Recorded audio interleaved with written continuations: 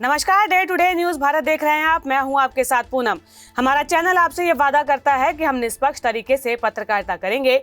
हमारा कोई भी पत्रकार किसी से कोई उपहार या फिर विज्ञापन को स्वीकार नहीं करेगा।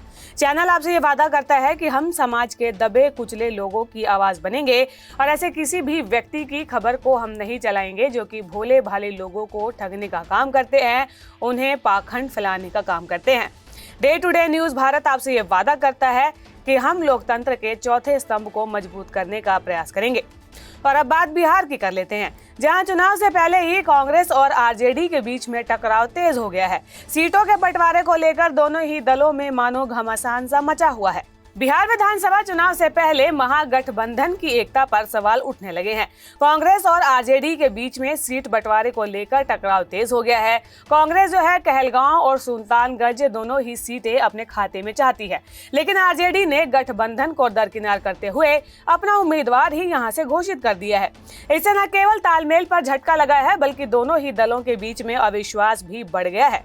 कांग्रेस का कहना है कि कहलगांव जो है उनकी परंपरागत सीट रही है और ये दिवंगत वरिष्ठ नेता सदानंद सिंह का गढ़ रही है, जो कि 9 बार यहां से विधायक रहे हैं। 2020 में उनके पुत्र शुभानंद मुकेश कांग्रेस के उम्मीदवार थे, लेकिन हार के बाद वे जेडीयू में शामिल हो गए। इसके बावजूद जो है कांग्रेस इस सीट को अपने हिस्से को लेने पर अड़ी हुई है। पार्टी का तर्क है कि सदानंद सिंह की छवि और संगठन की जो मजबूती है वो अभी भी मजबूत है।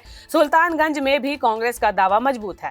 2020 के चुनाव में यहां पर कांग्रेस के ललन कुमार ने मजबूत प्रदर्शन किया था और मामूली अंतर से उन्हें हार मिली थी।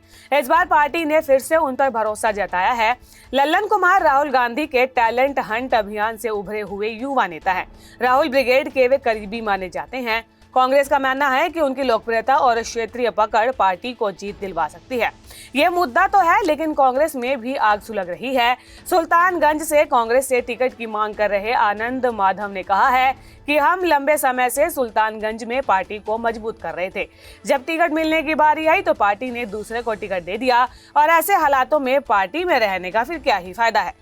आरजेडी ने कहलगांव सीट पर अपना उम्मीदवार उतार दिया है और राजनीतिक हलकों में चर्चा है कि आरजेडी ने ये कदम झारखंड के मंत्री संजय यादव के परिवार को ध्यान में रखकर उठाया है।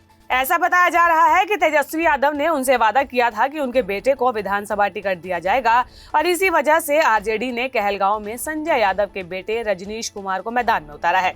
तेजस्वी यादव ने हाल ही में कहलगांव में आयोजित एक बड़ी जनसभा में अपने उम्मीदवार का समर्थन कर ये साफ कर दिया कि आरजेडी पीछे नहीं हटेगी। उनके इस कदम से कांग्रेस नेतृत्व सख्ते में है। पार्टी नेताओं का आरोप है कि गठबंधन में परामर्श और पारदर्शिता की प्रक्रिया पूरी तरीके से नजरअंदाज कर दी गई है। इससे साफ है कि सुल्तानगंज को लेकर भी गठबंधन में अनिश्चितता बनी हुई है। कहलगांव और सुल्तानगंज की सीटें भागलपुर क्षेत्र की राजनीति में निर्णायक भूमिका निभाती है। यदि दोनों ही दल आपसी मतभेद को नहीं सुलझा पाए तो एनडीए को इससे सीधा लाभ मिल सकता है। फिलहाल भागलपुर की धरती पर महागठबंधन का ताना बाना फिर से उलझ गया है। कहलगांव और सुल्तानगंज में दावेदारी, वादे और महत्वाकांक्षाएं आमने सामने है। दोनों ही दलों के बीच में खींचातान आगामी विधानसभा चुनाव में महागठबंधन की रणनीति और गठबंधन की एकता पर बड़ा असर डाल सकती है। बिहार चुनाव से जुड़ी ऐसे ही अपडेट्स आपके लिए लेकर आते रहेंगे। बने रहिए day to day news Bharat के साथ और चैनल को लाइक, शेयर और सब्सक्राइब करना बिल्कुल भी न भूलें। नमस्कार।